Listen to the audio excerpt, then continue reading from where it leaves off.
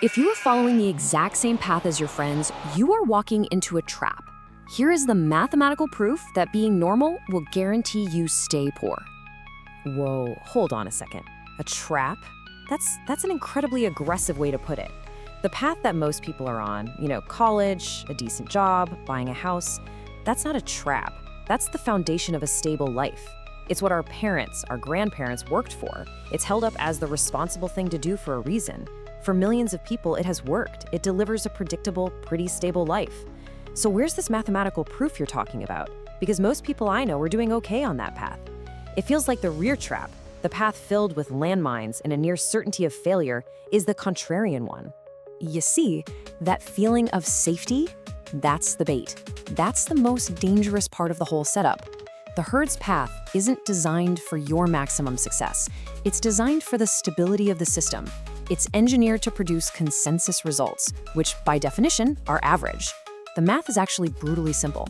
Just picture a bell curve of all possible outcomes in life. The conventional path is designed to place you smack in the middle 95%. You cannot, it is a statistical impossibility, achieve an outlier result by following a consensus strategy. That 40-hour work week, that's not a path to freedom. It's a system for renting out the most valuable hours of your one and only life in exchange for a median salary until you're too old to really enjoy it. The whole thing is a machine built to create reliable, predictable, and, most importantly, interchangeable parts. Your safety is an illusion. You're only safe as long as you're average and easily replaceable.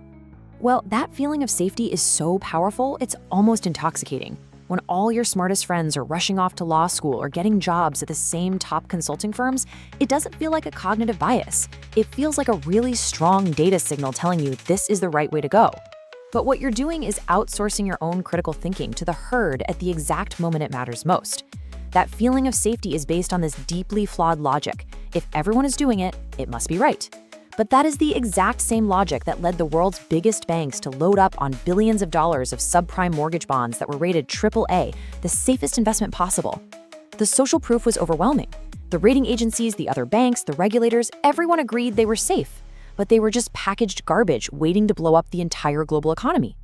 Social proof is a useful short pack for picking a restaurant, sure, but it is catastrophic when it comes to your life strategy. It blinds you to systemic risk. This is where you get a character like Michael Burry from The Big Short. He's the perfect, if pretty extreme, example of this. The guy ignored absolutely everyone, his bosses, his investors, the entire financial system, and was proven spectacularly right. Now, it's easy to dismiss him, to say, well, his Asperger's gave him a kind of psychological armor against the need for social validation that the rest of us just don't have. But that misses the point. The lesson isn't that you need a specific diagnosis to see what's true. It's that his genius wasn't just in the numbers, it was in his temperament. His detachment from what other people thought of him wasn't a bug, it was the single most critical feature for making a high-stakes contrarian bet. While everyone else was at conferences and fancy dinners reinforcing their shared delusions, he was alone in a room with the raw data. That is the psychological blueprint for winning. A radical, almost unnatural detachment from the consensus. Okay, but let's be brutally honest for a second about what that radical detachment actually feels like for a normal person. It's not some serene intellectual exercise in a quiet room with spreadsheets. It's visceral. It's a biological, gut-wrenching panic. When you choose a path that nobody in your life, nobody, understands or validates, you're not just risking money, you're risking your entire identity, your relationships. You're sitting at a family dinner and they ask what you're doing, and you can't give them a clean, one-word answer they recognize, like doctor or lawyer. You see that look in their eyes, a mix of concern and pity. You're risking disappointing your parents, who sacrificed everything for you to get that safe job. You risk alienating friends who think you've either gone crazy or, even worse, that you think you're better than them. The judgment, it's suffocating. It honestly feels like you're fighting your own DNA. You're absolutely right. It is a visceral, biological panic, and you are fighting your DNA.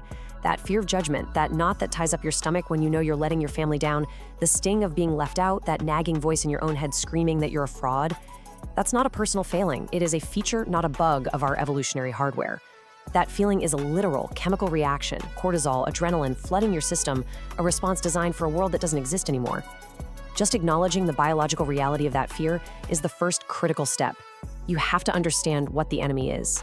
And the enemy isn't your friends or your family, it's your own ancient, outdated survival programming going haywire.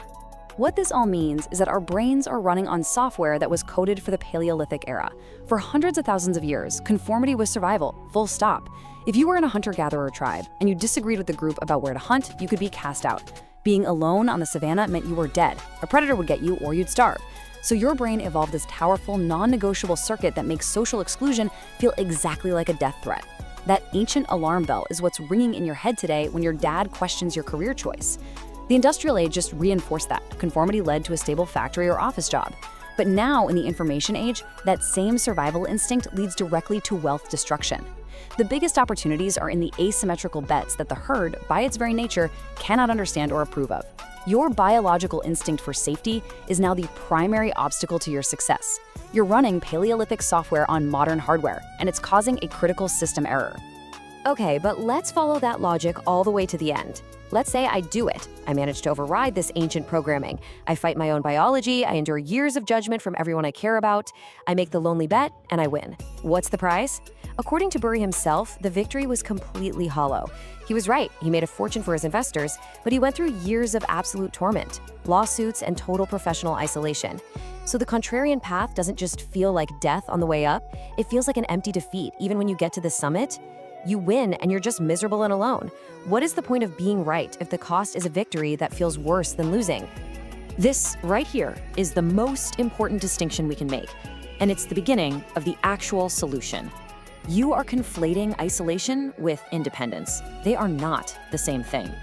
Burry's pain came from being a lone wolf fighting an adversarial zero-sum game against the entire system while still being tied to investors who were part of that system.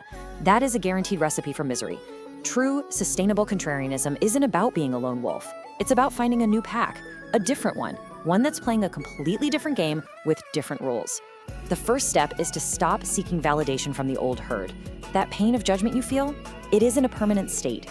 It's a temporary withdrawal symptom from the drug of social approval. So you change your information diet. You unfollow the consensus thinkers. You find the obscure builders in your field. You seek out small, high-signal communities. The goal is to recalibrate your brain so you get your dopamine hit from the process of solving an interesting problem, not from external praise. And that leads to the final and most critical piece of this. The only contrarian path that's actually sustainable is one that is authentically yours. You can't just be a contrarian for the sake of being different. That's just another form of conformity. You're just joining a smaller, edgier herd. You have to escape competition through authenticity. A practical way to start is to conduct what you might call an authenticity audit. For 1 week, log every major decision you make about how you spend your time and your attention. And next to each one, write down the true motive. Was it driven by your own internal conviction, or was it driven by external expectation? The results will probably horrify you. You'll see just how much of your life is a performance for others. The real work is to systematically shrink that second column and grow the first. Because the real recipe for a hollow, miserable life isn't choosing a different path and feeling some judgment. It's knowing deep in your bones that you should be on a different path, but choosing conformity just to keep the herd happy. That internal conflict, that's a quiet desperation that will corrode your entire life from the inside out. And that is infinitely more costly than the temporary pain of what other people think.